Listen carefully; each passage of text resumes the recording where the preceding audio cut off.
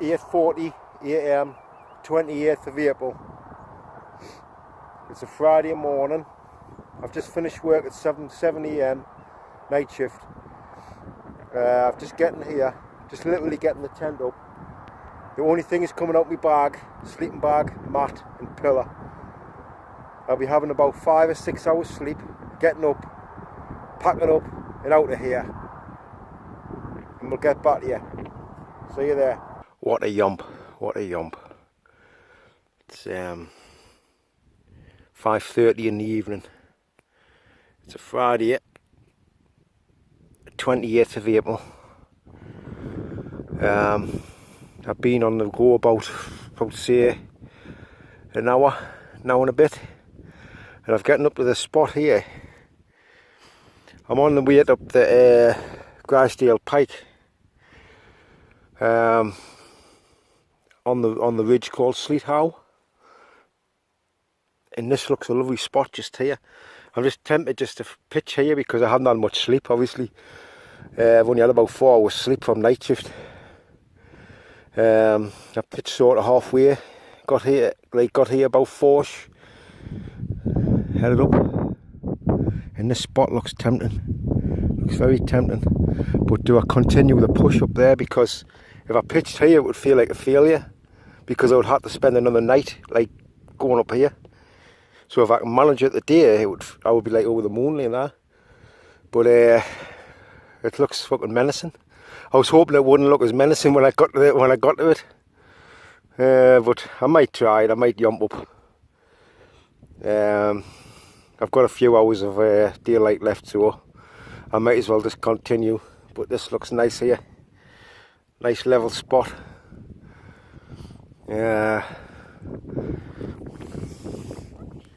What do you do? What do you do? Decision time. It's been a challenge to get to the spot here. Been a challenge when you've had no sleep, hardly any sleep, you know. But I'm gonna go for it. I'm gonna go for it. It's probably because if I get halfway up there, there's nowhere to camp on the way up, so I would have to come back down here if I didn't feel like doing it. But it doesn't look too bad, really. Might as well. It's the weight I'm carrying, man. It's just too much, man. 4.5 kilos of water, food for 3 days, camera gear. I mean, I haven't got all my camera gear, but I've got some of it.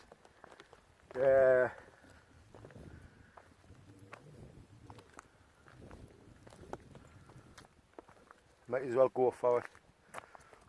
We'll catch you up there.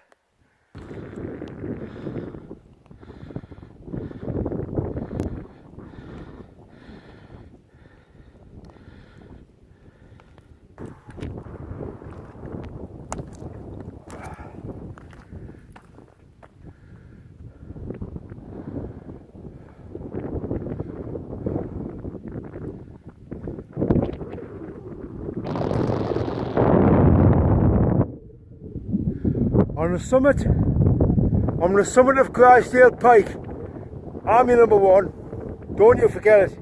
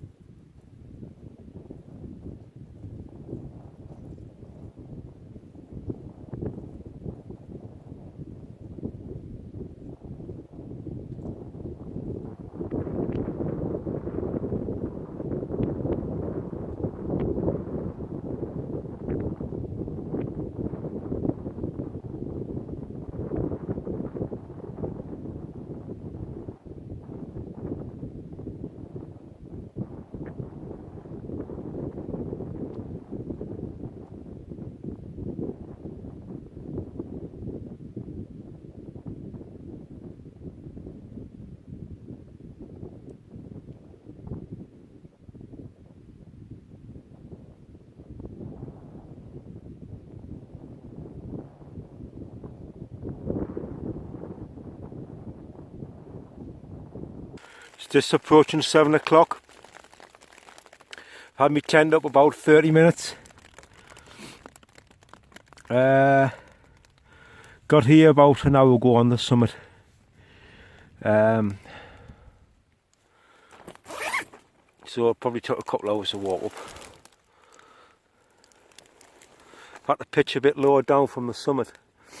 The summit's very rocky, as I knew before I come up, but I brought some nails with us, which would have worked, but I only had 4 of them.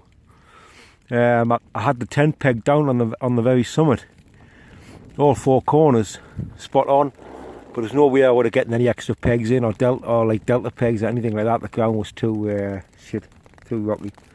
But if I had some more nails, which I tried to get before I came, but I couldn't get a hold of any, well, I would have been pitched right on the top there. They will be playing in the Premier League next season. Now it's all about trying to put pressure on Brighton, trying to win the championship title. They need at least 4 points from their final 2 matches, Newcastle. And they start that by getting a record-breaking 14th away win here at Cardiff. We're underway on BBC Newcastle, radio for the North East, live on NUFC.co.uk as well. Cardiff have kicked us off. Newcastle in white are going from right to left as we look. The ball is at the feet of Chancellor Mbemba, having received it from DeAndre Yedlin on the right-hand side. Played forward to Jose Perez, back to Mbemba, 10 yards up from the edge of the box.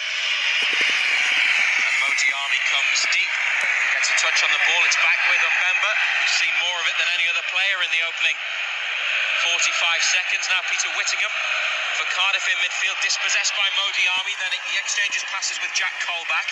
Diami carries it up to the edge of the area. Christian Atsu on the left, breaks into the box, hits it low with his right foot. It's blocked by Kelly Manga just as it was heading towards the bottom corner. Good break. Good block, because that was heading for the bottom left-hand corner. It was an important block by the good little kind of defender. Good little burst into the area by Christian Atsu. Newcastle have got a second throw-in out of that, about 30 yards from goal. On the back into the Newcastle half by Richards. Isaac Hayden. Well played. Down for Jack Colback near halfway. Tidy from Hayden. Clark now to dumb it down the 20 past 8 in the evening. That's what the view's like outside. The usual shit on these bigger hills. The usual shit.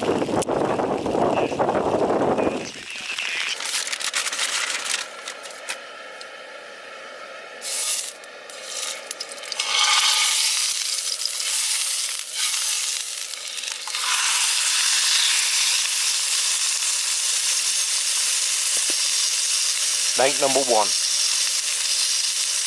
Show you there. I think that's about done, don't you? That's about done. Lovely. Beautiful.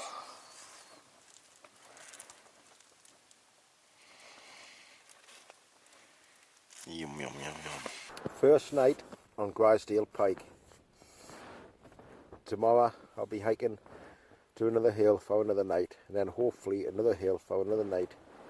But we'll see how it comes off. We'll see how it comes off.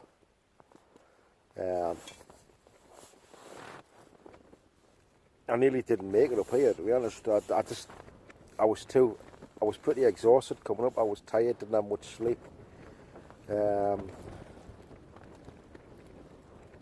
Once I'd committed to it, obviously I knew I was going to make it, but I just didn't, on the way up, I just didn't feel like very fit at all. But actually, well, as I recorded earlier, I was telling you I was thinking about pitching the tent in that spot. But after that point, once I actually hit the main hill, I thought it was nothing. To be honest, it wasn't what I perceived. You know what I mean? It's my first time up this hill, and for years I've always wanted to do it, and I always thought, well, from a distance when you look at this hill, it looks so menacing. It looks so sort of pyramid sort of looking, like that looks quite a steep hill. I mean, I think I've done the steep side as well, obviously, because there's an easier way to come up. If you come up from a sort of wind ladder way, it looks like an easier way up. I don't know, it's probably a longer way, but it's not half as steep as coming up this side. Well, I don't think it is anyway, but But once you're actually onto the hill, it gets like a bit of a scramble towards the top. There's quite a bit of rock there. I wouldn't like to come up on a slippery day, like any kind of ice or anything like that. It can get a bit tricky towards the top if you were coming up in the dark, say on an icy night or something like that. I wouldn't sort of like recommend it unless you had some like spikes and maybe whatever, you know. But I didn't find it any problem at all, the hill. Like, but what I did find was the actual getting to the hill. You know what I mean? It just seemed quite exhausting, you know. Just getting to the hill. Probably if I was walking during the day, you know, like maybe it was an early and it was a nice sunny day and I'd actually had plenty of sleep. It would have been a nice walk in, but I just felt like I was all the way up. I didn't think I was actually going to be camping on here tonight. But I'm here anyway.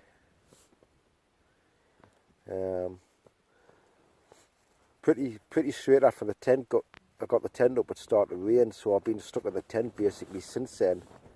I've actually dozed off a little bit as well. I've just literally cooked me supper, and it's quite late actually. It's probably about midnight, 11 o'clock or midnight or something like that, somewhere around there. I normally get me cooking out the way about 8-9 o'clock sort of thing, but I was that sort of tired then. I listened to the football Newcastle match, which they won anyway, so that's good. And then I actually thought the Klitschko fight was on the night. I don't know why I thought that. I got it into my head that about like I thought I'd watch the match and then I'd watch the fight, but the fight's on tomorrow night anyway. So I was trying to get it, like I was looking on the internet trying to find like a feed so I could like listen to the fight and that. Clicking on TalkSport and all that and couldn't hear out on there about it, and then like I sort of went on the Twitter and I was looking around and it was saying it's Saturday and I'm thinking Saturday, you know what I mean? It's only Friday night, you know what I mean?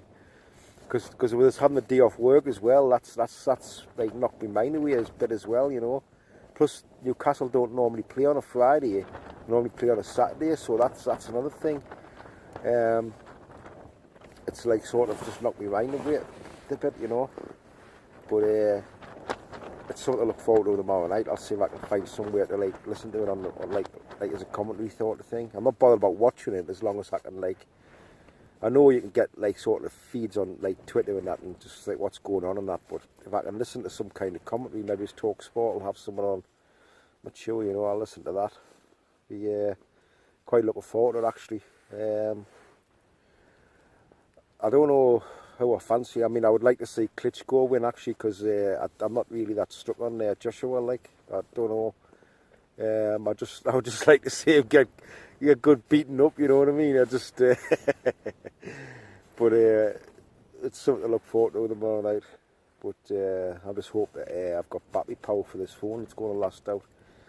I haven't brought all my camera gear, so I'm not going to be using my camera as much. So I mean, I've got a couple of like sort of battery battery cells I can use to charge my phone, but one of them I'm using now, and I didn't expect using the full battery power of my phone up to now. It's went flat, so I've had to like use that, and really you can only get one good charge out of it, and then that's it, that's gone. But my other one, it's like more powerful. I could charge the phone a few times with that easy. But I use that for my camera as well, see, if I'm going to be doing any like night time lapses. But I don't think that'll be happening, like, so I can probably maybe use that more for like to charge the phone at night, see. It's just mainly for the GPS as well the next day and stuff like that. And like I say, at the minute I'm listening to just like a bit of TalkSport, a bit of stuff on there, you know what I mean, just to like pass the night away a bit as well. Anyway, it stopped raining and the cloud seems to go on. I can see like lights in the distance. I don't know if you can see them on here.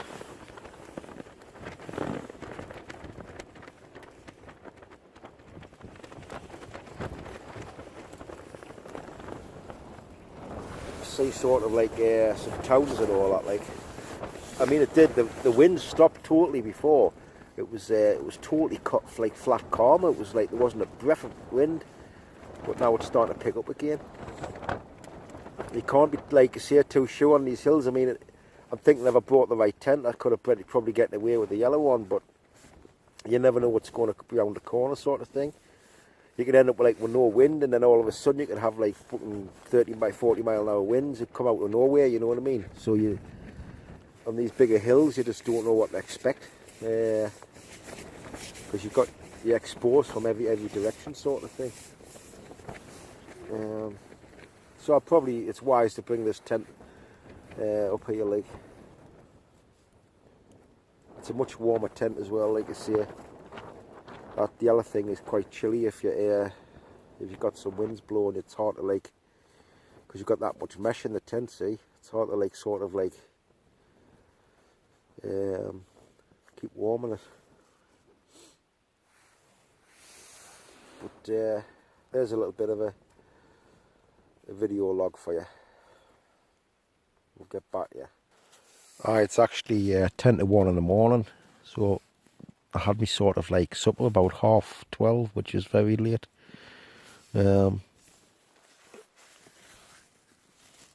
It's just nice to get up on the hill there. Like I was telling you on the last video, I spent that much time in the valley. I spent like sort of like possibly around about 2 years of like relentless weeks, just week after week, just walking into that valley. It was so easy to do.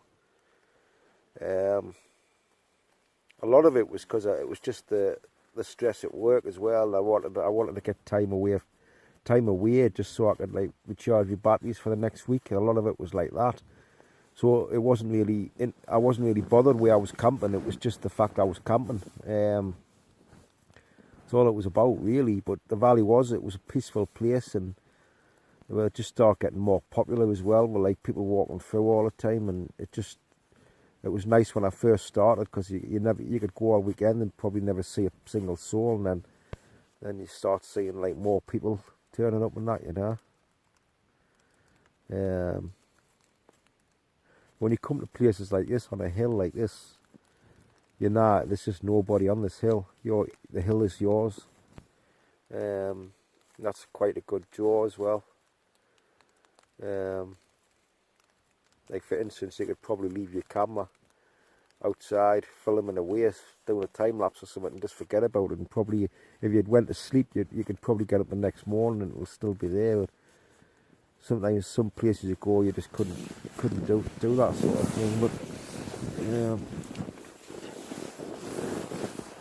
But it's just nice to get out, like again in these hills. I mean, incentive. One man give us some incentive. I class him as one of the greatest wild campers of our age.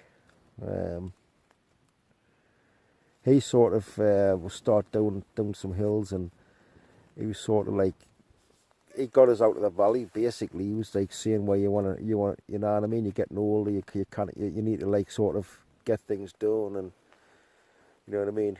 It's no good just like rotting away. Basically, you want to get out and do it.